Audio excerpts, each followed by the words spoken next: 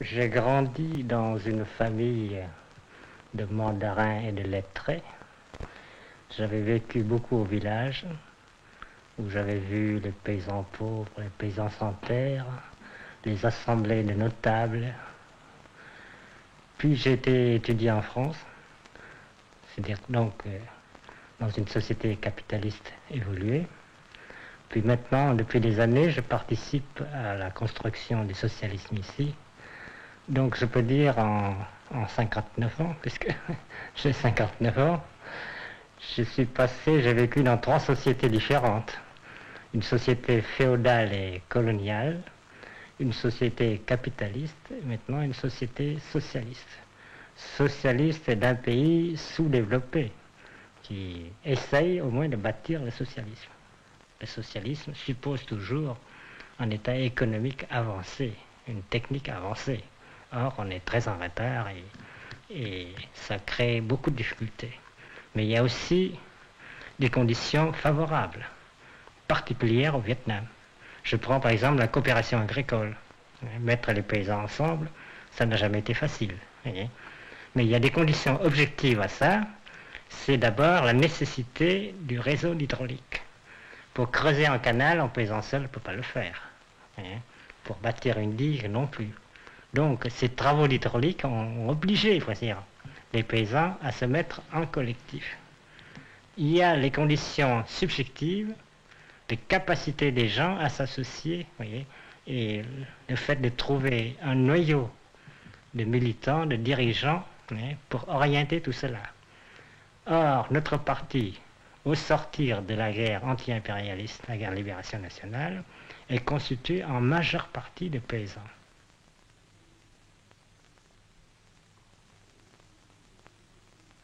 Alors, cette création des coopératives, il a fallu passer par deux étapes. Il y avait la communauté villageoise ancienne et la coopérative actuelle. Entre les deux, il y a eu la réforme agraire. La réforme agraire, ce n'est pas simplement la distribution des terres, mais c'est la démolition de l'ancienne société, une démolition volontaire pour briser toutes les entraves qui liaient les paysans pauvres surtout, non seulement à la terre, mais à toutes les superstitions, à toute une mentalité qui rendait impossible tout progrès. Et c'est seulement après avoir fait cette réforme agraire qu'on a rebâti la communauté actuelle, qui est une communauté de travail. Parce que la société féodale, aggravée par le colonialisme, était une société hiérarchisée. Chacun gardait strictement sa place. Une société ritualisée, il fallait s'adresser à un supérieur en faisant tel ou tel geste, en employant telle ou telle expression, selon que vous parlez à un maire du village, à un mandarin du district, à un mandarin de province, à un ministre, à un roi. Voyez. Les gestes et les expressions étaient gradués, selon un barème. Eh bien, les gens étaient complètement figés, entravés dans ce système, dans cette étiquette sociale. Alors maintenant, tout cela a sauté.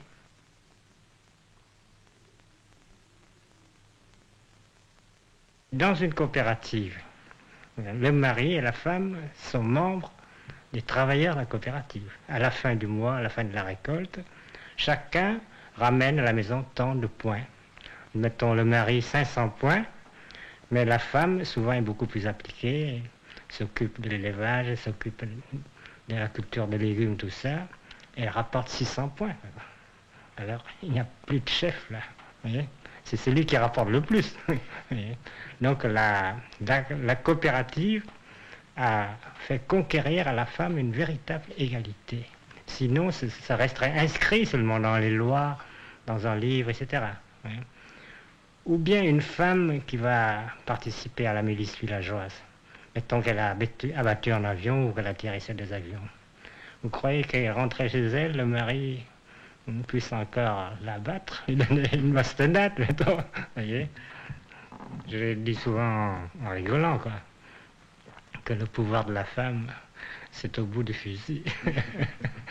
Et là, les Américains considèrent qu'on fait faire un progrès assez considérable à la femme, parce qu'avec la guerre, évidemment, beaucoup d'hommes sont partis, et les femmes ont pris les places. Et vous voyez maintenant des chefs, des responsables, des maires des villages, des communes villageoises qui ont 5 à 6 000 habitants, et ce sont des jeunes femmes de 25 à 30 ans, souvent qui dirigent. Vous voyez des milices villageoises avec des garçons dedans qui se laissent commander par une jeune fille. Autrefois, ça aurait été impossible. Peut-être qu'en France aussi, ce serait peut-être pas facile non plus. Hein. Imaginez des garçons de 20 ans commandés par un adjudant femme, vous voyez ça. Hein. Il y a certaines choses que je crois qu'on est même en avance sur la France maintenant. La question de l'égalité des salaires. Ici, ça ne pose pas de problème, les gens n'y pensent pas. C'est tout à fait naturel hein, qu'on touche le même salaire avec le même travail. Personne n'a jamais posé la revendication d'égalité de salaire pour les femmes. Évidemment, il y a encore beaucoup de choses, il y a tout le legs du passé à liquider. Hein. La femme est en retard sur le plan culturel, sur le plan politique. Et plus vous allez vers les échelons élevés, moins il y a de femmes dirigeantes. Hein.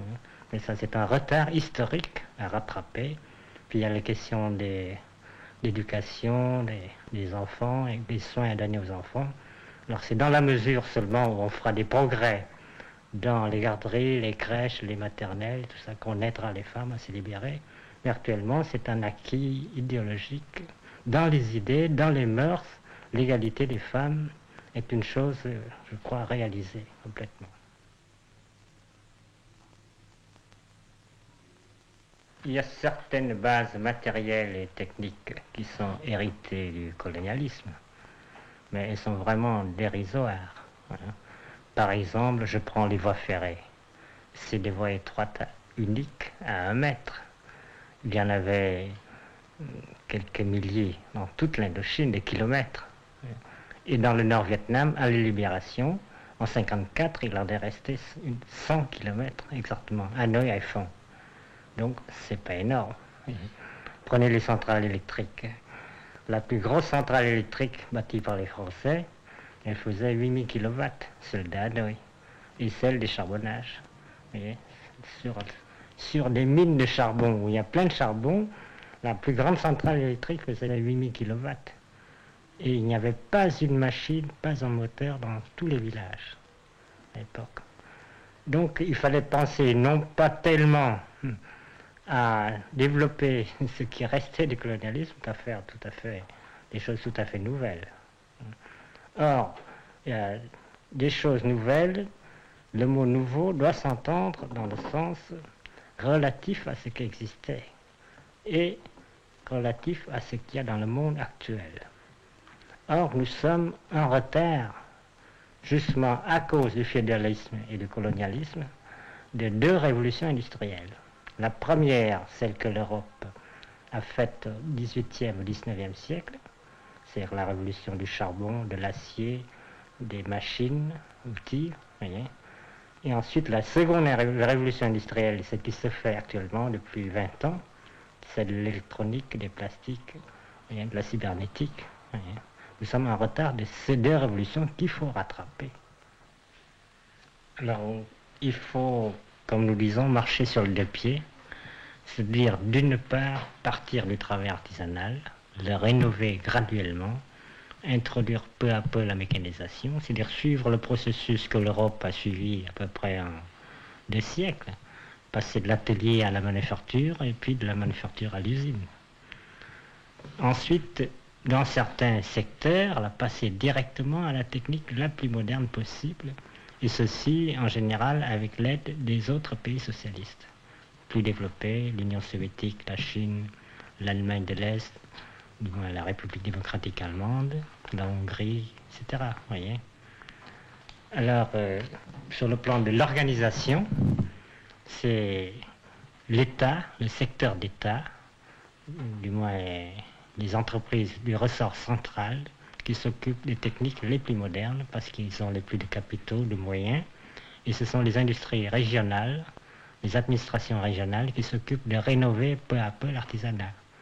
Ça, c'est sur le plan de l'organisation, mais sur le plan des masses populaires, alors, il faut créer un mouvement de masse en faveur de la rénovation technique et scientifique.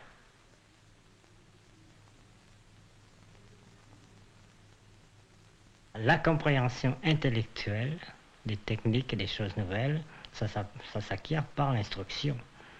Et il y a l'assimilation de ces habitudes, ça se fait par un travail d'éducation et sociale, civique, syndicale, à l'intérieur des organisations, etc. Voyez. Donc il y a un double travail à faire, un travail d'instruction qui a commencé par l'alphabétisation, les masses. Dans un pays où il y a 95% des gens qui ne savaient pas lire et écrire, il a fallu commencer par ça. Mais une fois l'alphabétisation terminée, il a fallu continuer, les gens continuent à apprendre pour créer une société nouvelle. S'il n'y a pas, après l'alphabétisation, ce nouveau pas en avant, eh bien ce serait la rechute dans l'ignorance, parce que les gens n'ont plus rien à lire. Pour lire, il faut s'intéresser à des choses nouvelles. Et il y a la création des coopératives, la création des usines. Il faut participer à la vie des coopératives, savoir ce qui se passe dans la guerre, les informations internationales, tout ça.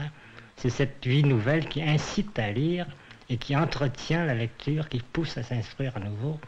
Et ce désir de s'instruire que vous avez vu un peu partout, voyez, parce qu'il y a une société nouvelle. Autrement, l'alphabétisation pour elle-même, ça ne veut rien dire. Ça n'apporte rien. Donc il faut une instruction, il faut instruire les gens, et très rapidement. Et les gens font des efforts dans ce sens. En paysan, il faut qu'ils sachent les nouvelles variétés, les engrais chimiques, la lutte contre les insectes, les machines et tout ça. Il faut qu'ils apprennent ça en très peu de temps. Mais il n'y a pas que la technique et la science, du moins la science naturelle. Il y a la vie sociale, la participation active à la vie sociale qui exige un niveau d'instruction, un niveau de culture.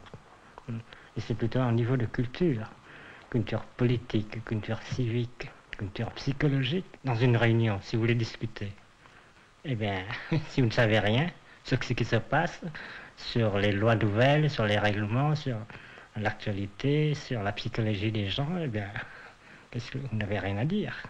Or, il y a une vie sociale très active, on passe beaucoup de temps en réunion, en palabres, mais il faut, on se sent obligé, voici dire, de participer, et si on veut participer vraiment, il faut être plus ou moins cultivé. Eh bien, c'est un besoin, ça devient une nécessité. La vie collective, en elle-même, exige de la culture.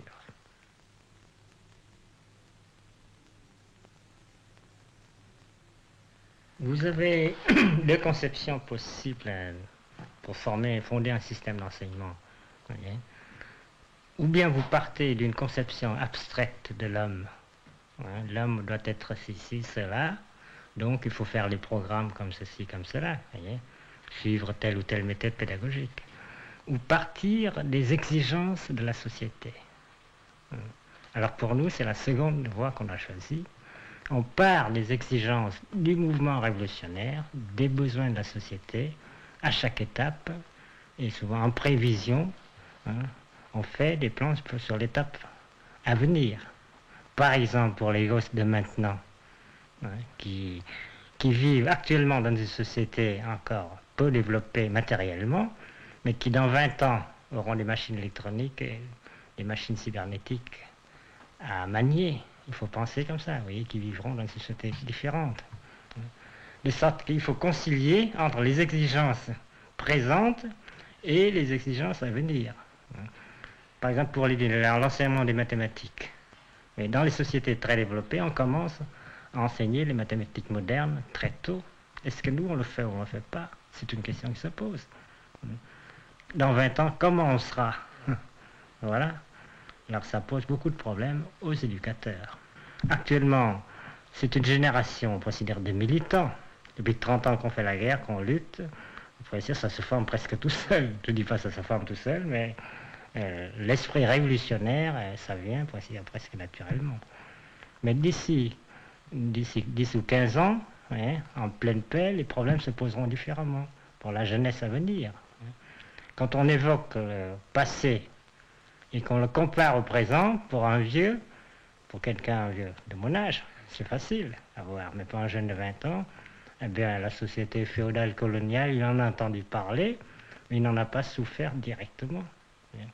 Alors comment créer cette nouvelle génération des révolutionnaires, hein?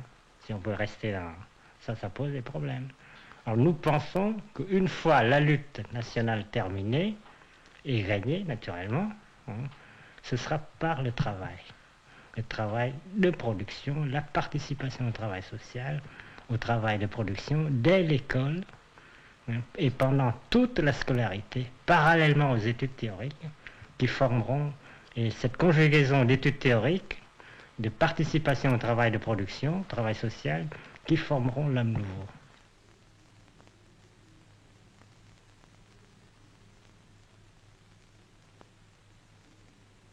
Sans les structures socialistes,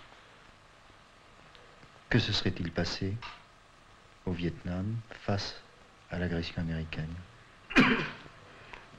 Supposons qu'il y a une volonté de résistance nationale, quelles que soient les structures sociales. Il y a toujours le sentiment national, et qu'avec ce sentiment national qu'on ait essayé de résister à l'agression américaine, mais avec des structures capitalistes, par exemple, dans un pays où il y a pénurie des marchandises là-bas. Oui. Premièrement, commerce privé, ce sera le marché noir, les spéculations en plein. Ça, c'est inévitable. Vous auriez vu, par exemple, le prix du riz augmenter en flèche. Or, le prix du riz, depuis 1965, depuis le début de l'escalade américaine jusqu'à l'heure actuelle, ça coûte toujours 40 sous le kilo. Les mètres d'étoffe, ça coûte toujours la même chose. C'est-à-dire le minimum de denrées vitales pour une famille, pour un foyer, le prix est resté stable, malgré 4 ou 5 ans de bombardement. Et c'est là parce que c'est l'État qui a pris en main la distribution des marchandises et le commerce. Autrement, ça aurait été le marché noir, ça aurait été impossible de vivre. Deuxième plan, la dispersion des villes dans les campagnes, des organisations de l'État, des bureaux, des banques, des usines, des entreprises, des écoles, des facultés, tout ça, ça a demandé un travail énorme. Voyez. Mettons une simple école, disperser une classe de 50, à la campagne, c'est demander un nouveau local, l'installation des enfants, et ce nouveau local doit aussi être décentralisé, parce qu'on ne peut pas réunir en temps de guerre 50 gosses à la fois. Il faut scinder la classe en deux. Il faut créer des abris, il faut creuser des tranchées, tout ça. Et après, comment nourrir tous ces gosses loin de la famille? Vous voyez tous les problèmes. Alors une usine qui est décentralisée, qui est dispersée dans tous les coins, évidemment, ça demande beaucoup de travail et de temps. Mais on l'a fait. Et aussi, en le faisant, nous avons profité de cette expérience. En dispersant, par exemple, les industries, on a fortifié, renforcé l'industrie des régions, des provinces et des villages. On a rapproché les gens des villages des gens des villes. Les techniciens, les intellectuels, les ouvriers qualifiés des villes sont allés vivre avec les paysans et ont apporté dans le village toutes ces choses nouvelles. Et en vivant avec les paysans, ils ont pris conscience des problèmes réels, concrets qui se posent au pays. Et retour dans les villes après, ils ont pensé à résoudre tous ces problèmes techniques, scientifiques, sociaux, concrets que les villages doivent résoudre. Donc il y a une sorte de fécondation mutuelle des esprits en ce sens. Il y a aussi le fait que pendant 10 années de construction du socialisme, depuis 1954 jusqu'à 1965, on a développé beaucoup l'enseignement. Il y a une génération de jeunes qui est venue et qui a pu se servir des nouvelles armes. L'emploi des fusées, du radar, de l'artillerie. demande au moins des gens qui ont des connaissances de mathématiques. Ça aurait été impossible au monde d'En Bien Phu, par exemple. La lutte anti-aérienne actuelle. Voyez. Il y a le service de santé. Si on avait développé seulement la médecine privée, alors comment assurer les secours dans tous les pays actuellement? Et tout est à l'avenant. Tous les problèmes ont été résolus à l'échelle nationale par l'édification du socialisme. C'est-à-dire dans chaque village, dans chaque commune, dans chaque quartier, il y a des organisations d'État, des organisations de masse qui travaillent parallèlement, de sorte qu'il y a un réseau qui couvre tous les pays, et c'est grâce à ça qu'on peut faire face à la guerre aérienne, qui est une guerre caractérisée justement par le fait qu'il n'y a pas de front. Et le front est partout. En avion, il peut bombarder n'importe où. C'est pas comme une guerre terrestre. Donc il faut que partout, il y ait à peu près les mêmes organismes, les mêmes structures pour répondre, pour faire face. Je voudrais vous poser une dernière question. Comment a été supportée au Nord-Vietnam l'épreuve de la guerre? L'épreuve de la guerre a été une épreuve bien sûr très dure, sur le plan matériel d'abord. Tout ce qu'on a pu faire en 10 ans, au bout de vous ne savez combien d'efforts, ça a été détruit. Les usines, les centrales électriques, les ponts, les hôpitaux, les écoles, ils se sont acharnés sur tout. Tous, ils ont voulu effacer, pour ainsi dire, tout ce qu'on a bâti. Ils ne veulent pas entendre parler de socialisme. Donc, ils ont cherché à tout détruire. Donc, sur le plan matériel, c'était très dur, en particulier pour les enfants, qui ont beaucoup souffert de la pénurie de vivres, de médicaments, de la séparation des familles. Mais il y a l'autre aspect que je peux dire, ainsi dire, positif, parce qu'on a résisté et parce qu'on a fait face, parce qu'on a résisté victorieusement, on est sorti de l'épreuve beaucoup plus confiant, on est sorti grandi de l'épreuve, on a beaucoup plus confiance en nous, en notre peuple, on sait qu'on va vaincre, et que on bâtit l'avenir avec beaucoup plus de confiance maintenant.